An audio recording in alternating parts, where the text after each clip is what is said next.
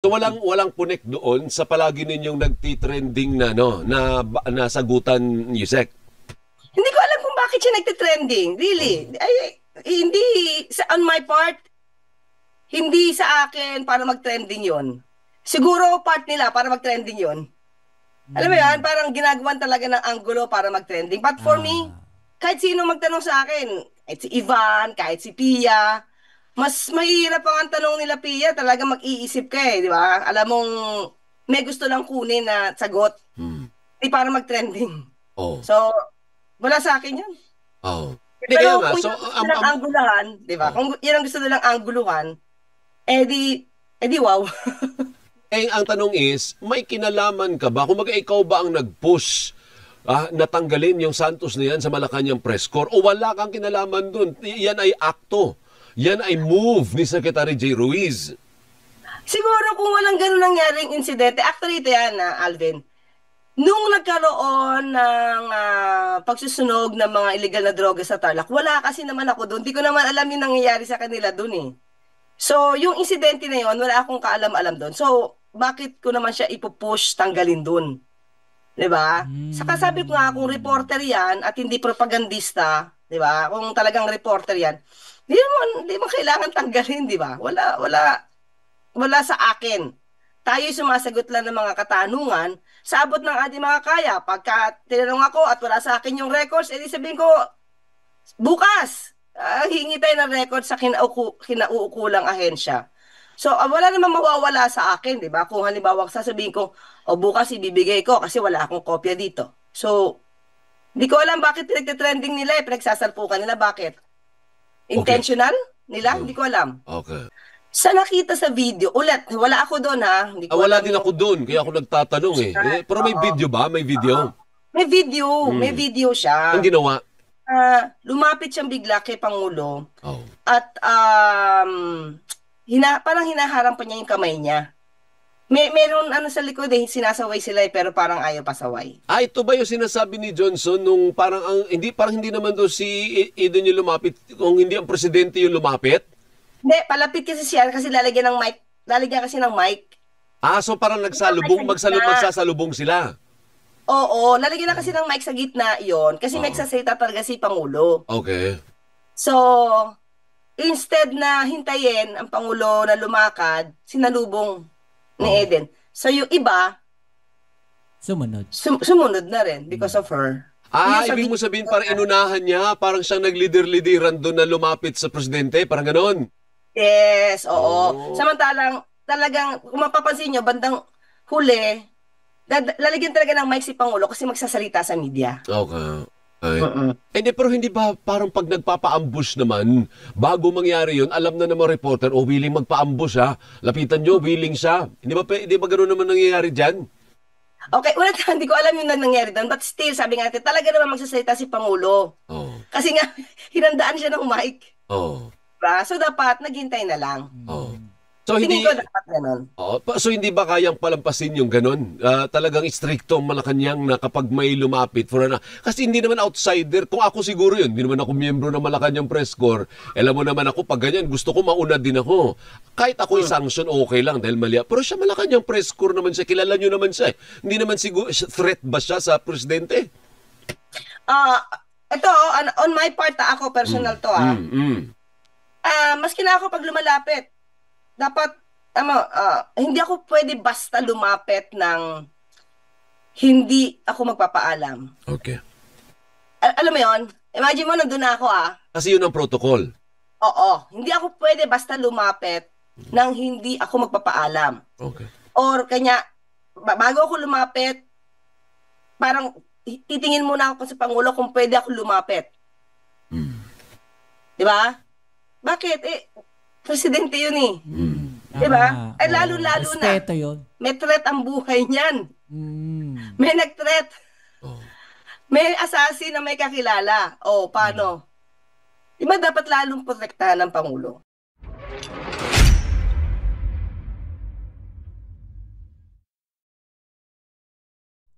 Hey, what's up? Welcome back dito sa ating channel dito sa Maltz TV. Alright, so tayo nagbabalik-balik mga kababayan para sa isa na namang reaction video at ngayon ay pag-uusapan natin, no? Ito pong tila pagsupalpal, no? Netong si Yusek Claire Castro or yung tinatawag nilang si Auntie Claire mga kababayan. Hello po mga Yusek Claire Castro, shoutouts po sa iyo, no? Okay, so ito po ay tungkol dito sa pagkakatanggal, no, netong si reporter ng Net25 mga kababayan na si Miss Eden Santos, no? At ikinokonekta po 'yan dito kay Yusek Claire Castro netong mga DDS. Siya po mga kababayan ang itinuturong salarin, no, sa pagkakasibak kay Yusek kay Eden Santos mga babayan, no, yan po sa Malacanang press corps. At yan nga po sinagot na netong si Yusek Claire Castro dahil no nakaraan nga napanood din natin, no, na kahit si Senator Marcoleta, no, parang may mga sinabi rin siya, no, tungkol dito sa pagkakasibak kay Eden Santos, no, ng Net25 mga kababayan, di ba?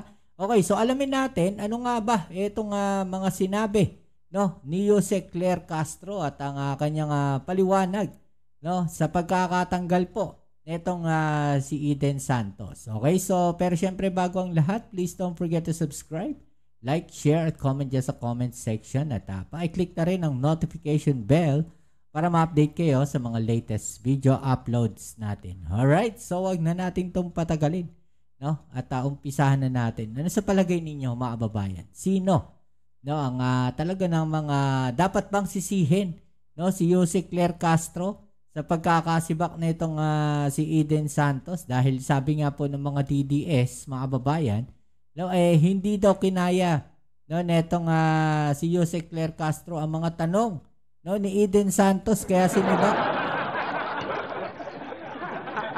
Tanin nyo kung gaano kalabnaw, no, yung kanilang mga dahilan mga babae. Okay, so wag na natin patagalin. Umpisahan na natin to. Let's go. Good morning, Alvin. Patingin. Akala ko naman mag-gown ka rin kasi nasanay ako sa Malacanang briefing mo na anong tawag mo dun sa damit na yun, Yusek? Yung parang may ganon, may ganon, yung may nakaumbok dito sa sa manggas. Filipiniana yun. Oo nga So sa bagay, too early naman para mag-Filipiniana si Yusek. Ano po? So Yusek, pinanindigan po. Alam mo, kailangan tayo maging mag-Filipiniana kasi pro-Philippines tayo hindi tayo pro-any country. Parang nagpaparinig ka. Para nagpaparinig to si Yusek Claire Castro na pro-Philippines tayo mga kababayan. Sino kaya, no, ang tinamaan, no, sa bitaw na yan ni Yusek Claire Castro? Sino sa palagay ninyo mga kababayan? Okay, so tuloy natin. Basta pro-Philippines dapat ang Pilipino. Hindi pro-China. Oo naman. Kagaya ng iba. Hindi pro any country, not pro any country. Mahirap yun. Diba? I agree. Tama yun. Ano? Hindi, ikako, pinanindigan ng PCO. Yung issue kaugnay dito sa reporter ng Net25 na si Eden Santos, ano? At actually hindi Eden Santos ang pangalan niya nung kasama ko dati sa field Eden, ano bang apelyido noon? Nag-asawa na kasi itong Santos na ito. Suarez. Ayun. So pinanindigan Yusek ng PCO ni Secretary J. Ruiz. Sa pagkakakita ko, nabalita kasi, di ba? Oh. May letter din naman si Secretary J. Ruiz. Pero at the time na binigay niya yan, wala akong kopya Oh. So, pero nakita ko na sa news. Oo, so malinaw, ang point mo is wala kang kinalaman sa pagpapaalis kay Santos kasi ang nakikita lang ng mga viewers natin, yung palagi ninyong, kasi pag nagtanong itong si Santos, parang negative palagi, ano? Nakikita naman natin. Oo nga, no? Hindi napapansin, no, nung mga kababayan natin sa mga tanong ni Miss Eden Santos, di ba? Na parang napaka-controversial palagi ng mga tanong.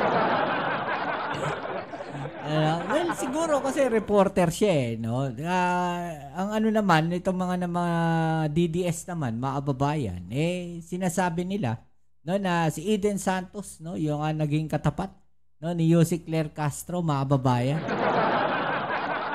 Pero kung titignan natin, no, sa ibang anggulo, no, lahat naman ng tanong ni Miss Eden Santos, nasasagot ni Jose Claire Castro. Diba? Tuloy natin. Pero siyempre, reporter yan. Karapatan naman niya magtanong diba? kung ano gusto niyo itanong, Naman. hindi ho ba? So walang punek doon sa palagi ninyong nagtitrending na, no, na sagutan, Yusek. Hindi ko alam kung bakit siya nagtitrending. Really. Hindi, on my part, hindi sa akin para mag-trending yon. Siguro part nila para mag-trending yon.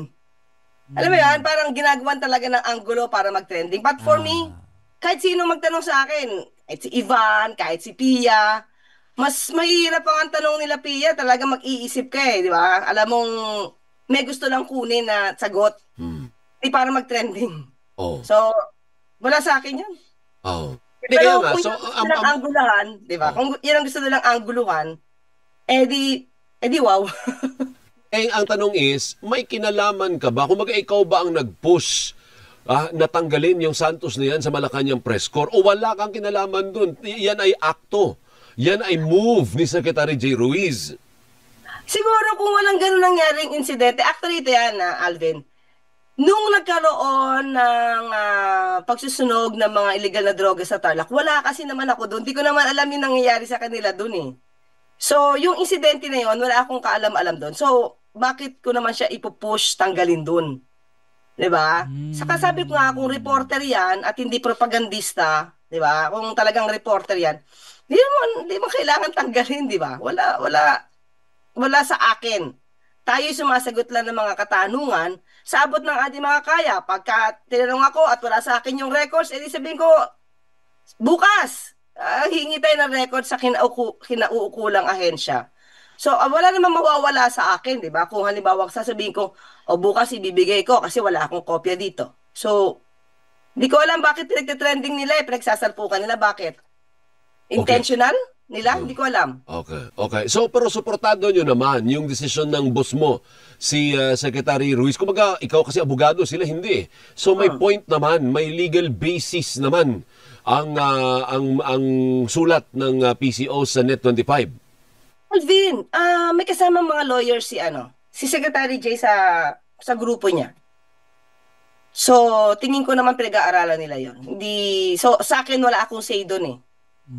Hindi ako nag-draft ng letter, hindi ako. So, may lawyer si Secretary J. Dalawa pa ang lawyer na, hindi lang, 3 yata or 4 pa yata yung kasama niya ni Secretary J sa grupo niya. Opo. No, ito malinaw mga kababayan, no, na walang kinalaman si Jose Claire Castro. No, si J. Ruiz, no, ang may doon, may sagot, no, sa pagtanggal o pagsibak dito kay Eden Santos, mga babayan, di ba?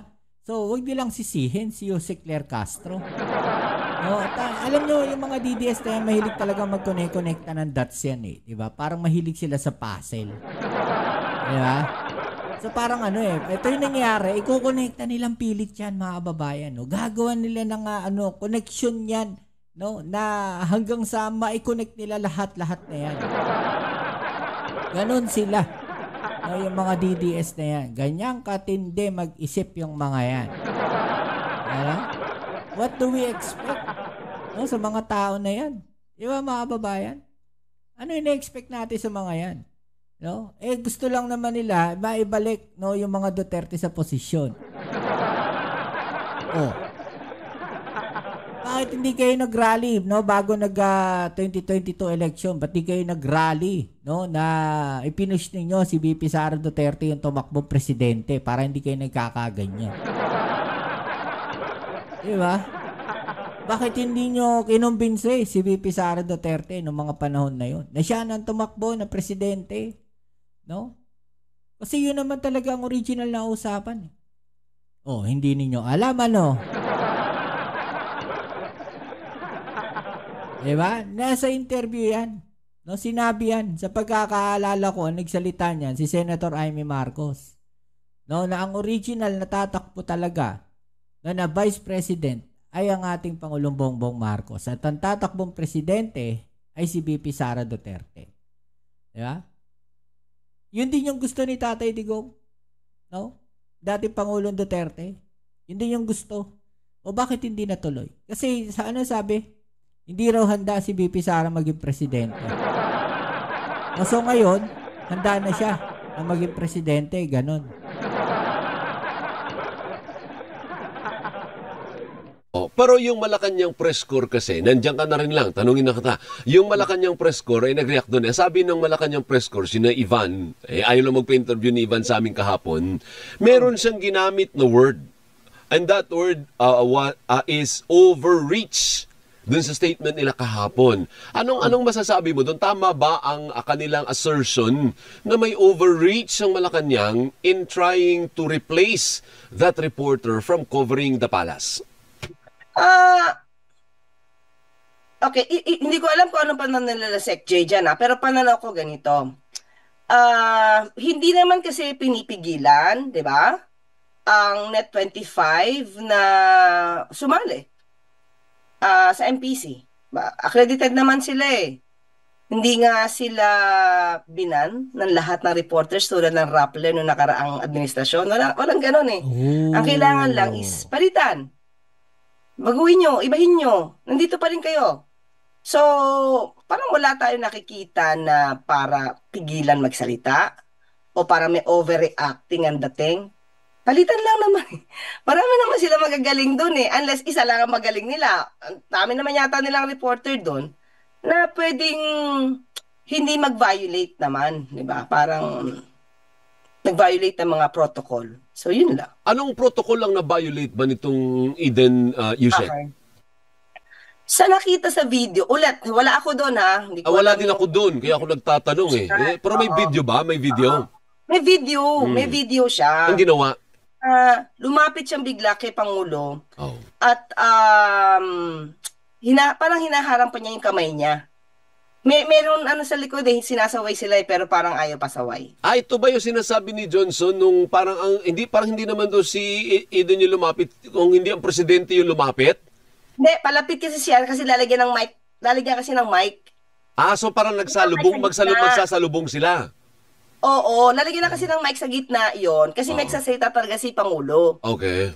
So, instead na hintayin ang Pangulo na lumakad, sinalubong ni Eden. So, yung iba, sumunod na rin because of her.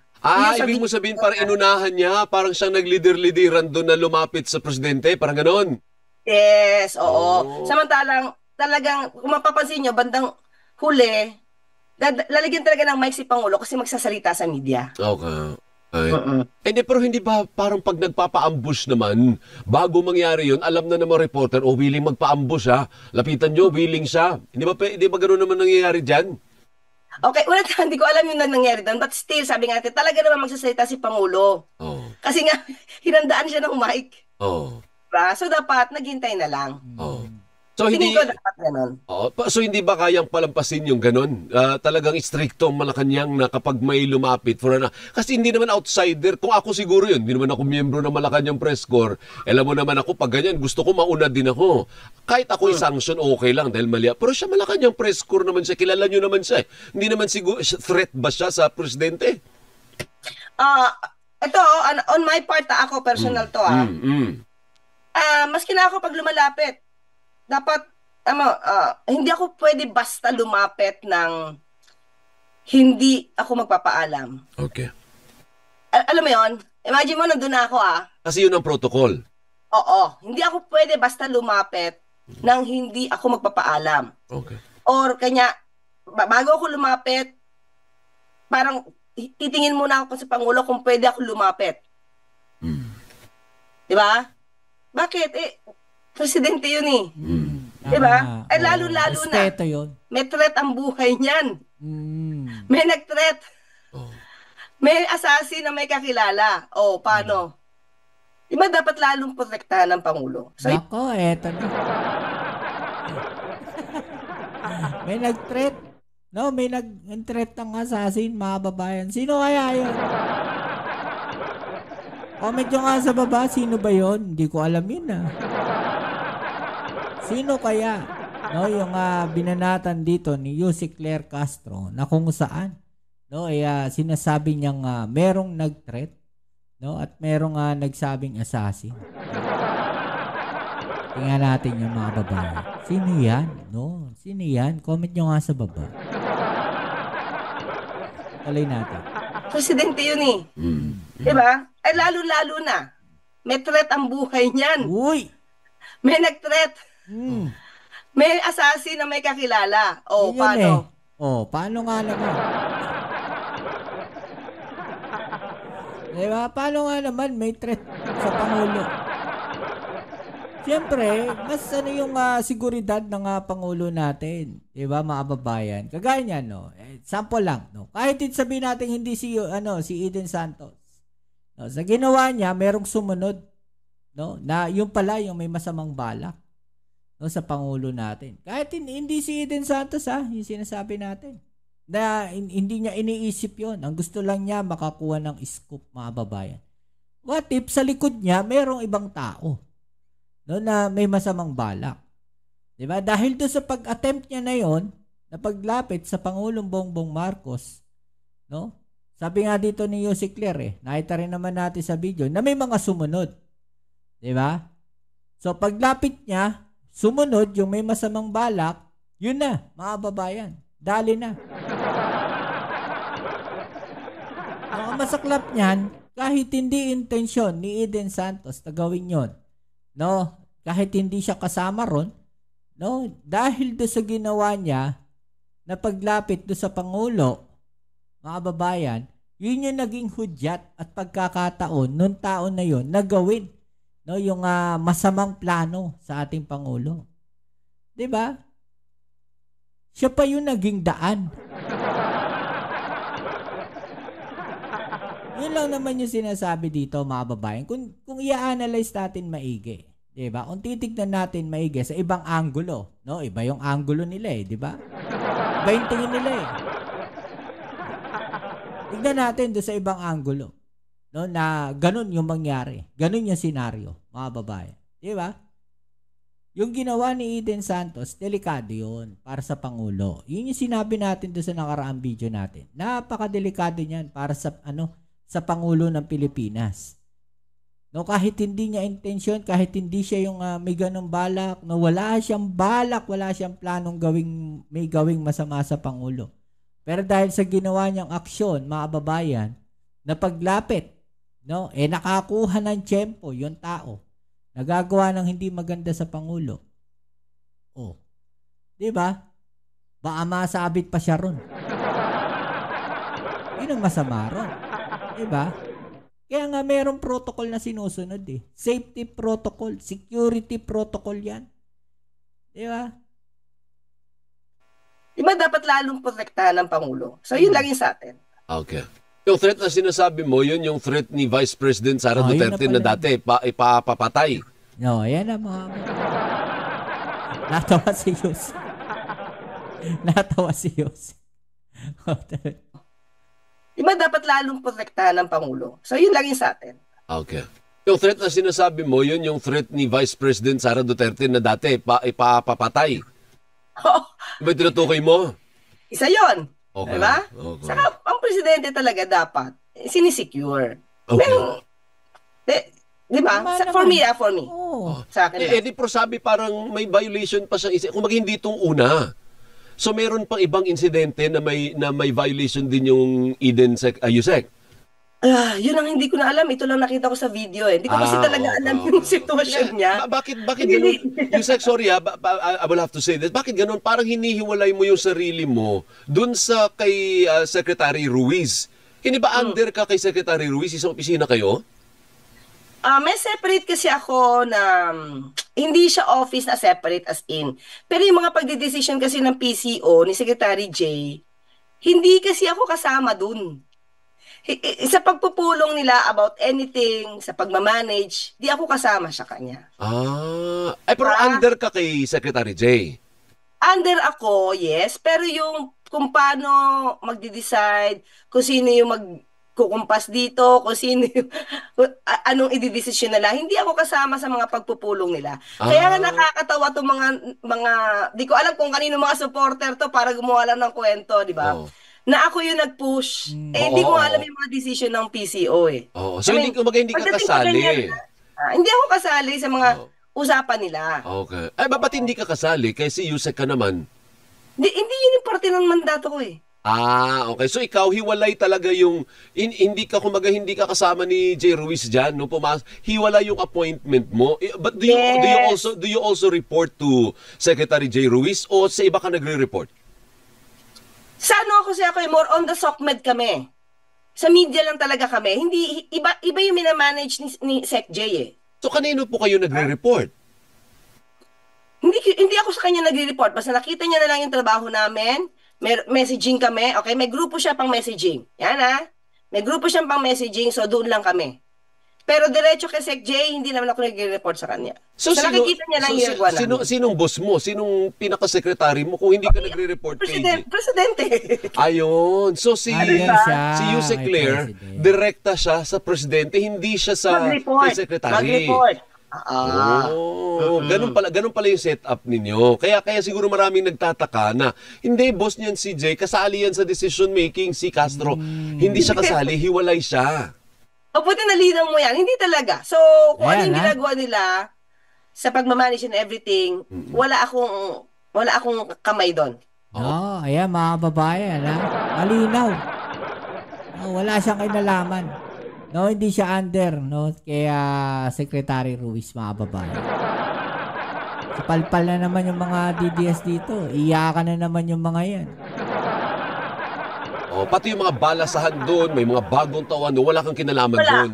Wala talaga. Oh. So, di ba nakakataka, ang dami-daming gumagawa ng theory na ako daw hatak ni Sec J. Hindi ako hatak ni Sec J. Actually, sabay nga kami nag-oath taking kasi doon lang kami nagkakilala eh. February lang kami nagkakilala ni Sec J. Okay. So, hindi niya ako hatak. Hindi niya ako kinuha. Ayan, For the para lang malinaw. At least nalinaw po natin na ganun pala yung setup nila dun sa Malacanang. By the way, ilang araw na lang yung SONA ng presidente. May pwede ka bang sabihin sa ating mga kababayan gaano ba kahaba yung SONA ng presidente? Ano yung i-highlight ng presidente? Ano ba may pagbabago ba this is the ilan na ba? Fourth? 2022, 23, 24, fourth SONA ng presidente. Alright, so yung mga babayan, no? Ano masasabi ninyo dyan? Malinaw. Naliwanag ni Yusek Claire, mga babayan, no? So, iyakan na naman yung mga DDS dito. Okay, so i-comment nyo na lang po sa ibaba yung mga opinion at atin yung pag-usapan, alright? Shoutouts tayo sa mga bago nating subscribers dyan, mga babayan, at kita-its tayo sa ating next video upload. Maraming salamat po sa inyong suporta sa mga bago pa lang po at sa palagi nandiyan dyan. Maraming salamat po sa inyo. Alright? Ito muli ang kay Mobs sa Mobs TV. Peace. I'm out.